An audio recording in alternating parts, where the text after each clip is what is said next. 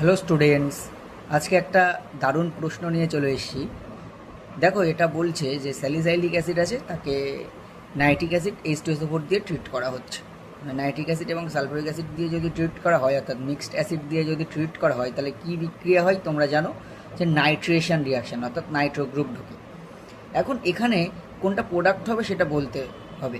দেখো, এই প্রশ্নটা সলভ করার জন্য যেটা মাথায় রাখবে সেটা হলো OH গ্রুপ।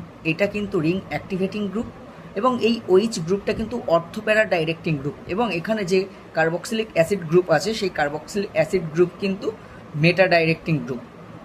ঠিক আছে, তাহলে কোনো একটা পার্টিকুলার গ্রুপের রেসপেক্টে কোনগুলো অর্থ পজিশান এবং মেটা পজিশান বা প্যারা পজিশান হয় সেটা দেখানো হয়েছে।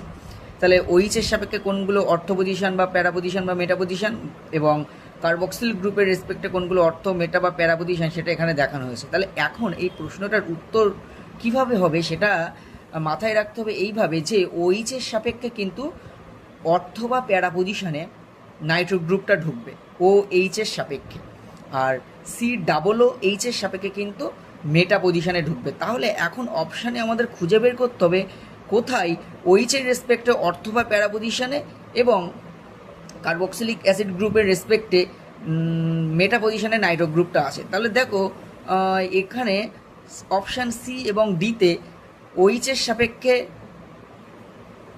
অর্থ পজিশানে বা প্যারা পজিশানে নাইট্রো গ্রুপ আছে, আর কার্বক্সিলিক অ্যাসিড গ্রুপের সাপেক্ষে মেটা পজিশানে নাইট্রো গ্রুপ আছে। তাহলে এখন সি আর ডি এর মধ্যে কোনটা আনসার হবে এটা মাথায় রাখবে।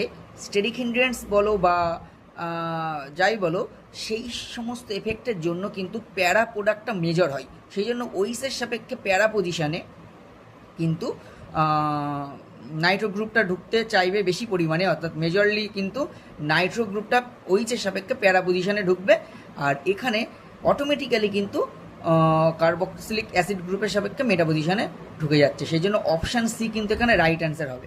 Option C is the right answer here.